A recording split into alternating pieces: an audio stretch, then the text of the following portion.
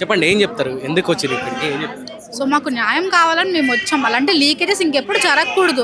మా ఫ్యూచర్ జనరేషన్స్కి ఏంటి, మాకేంటి, ఇప్పుడు అందరూ ఇండియన్సే కదా. సో మా జనరేషన్ మాకు పోతుందంటే ఇండియా ఫ్యూచర్ కూడా పోతున్నట్టే కదా.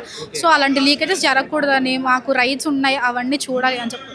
ఓకే, మీరేమో మీ ఫ్యూచర్ గురించి మీరు ఆలోచిస్తున్నారు. మీలా క్వశ్చన్ చేసిన వాళ్ళను యాంటీ నేషనల్స్, ఉగ్రవాదులు అని చెప్పేసి చెప్తున్నారు. దీనికి ఏం చెప్తారు? సో అలా అందరూ ఉండరు కదండి, చాలా తక్కువ మంది అలా ఉంటారు. సో వాళ్ళని పట్టించుకుంటే మరి మేమేమైపోవాలి? సో మేమందరం స్టూడెంట్స్, అలా ఉండొచ్చు, అడ్వాంటేజ్ తీసుకుని వచ్చే వాళ్ళు ఉండొచ్చు.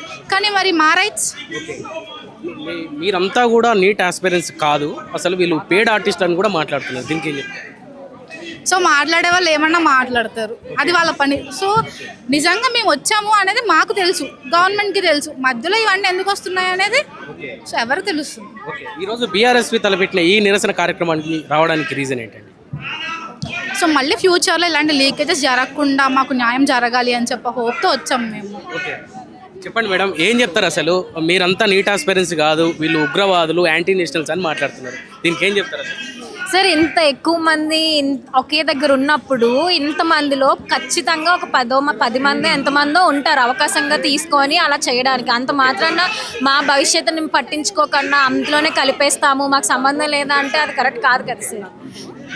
ఎవరో వెనకాల నుండి ఫండింగ్ చేస్తున్నారు, ఫండింగ్ చేసి మిమ్మల్ని నడిపిస్తున్నారు అని చెప్తున్నారు. అలానే ఎవరు సార్ చెప్పింది? మేము మా స్వచ్ఛందంగా మా ఫ్యూచర్ కోసం మేము పోరాడుతున్నాం. ఎవరో ఫండ్ చేస్తున్నారు అలాంటివన్నీ అసలు జరగని పనులు. ఎందుకంటే ఎవరో చెప్తే మా కోసం మేము రాలేదు, మా కోసమే మేము వచ్చాం. ఎవరో చెప్తే మేము రాలేదు, ఎందుకంటే మా ఫ్యూచర్ మేము రెస్పాన్సిబుల్ కాబట్టే మేము ఇక్కడికి వచ్చాం sir. Central education minister Dharmendra Pradhan resign చేస్తే ఈ ప్రాబ్లంకి సొల్యూషన్ దొరుకుతుందా అంటూ కూడా మాట్లాడుతున్నారు. సార్, ఇప్పుడు రెసిగ్నేషన్ ఎందుకు కావాలని అనుకుంటున్నామంటే అతను ఎడ్యుకేషన్ డొమైన్లో ఉండి కూడా అతను అకౌంటబుల్గా లేరు కాబట్టి అతను రెసిగ్నేషన్ అనుకున్నాం. కానీ మా డిమాండ్ ఏంటి అంటే మళ్ళీ ఫ్యూచర్లో ఇలాంటివి జరగకూడదు అన్నదే మా డిమాండ్. అది ఎవరైనా అవ్వనివ్వండి, మాకైతే మళ్ళీ ఇలాంటివి రిపీట్ అవ్వకూడదు.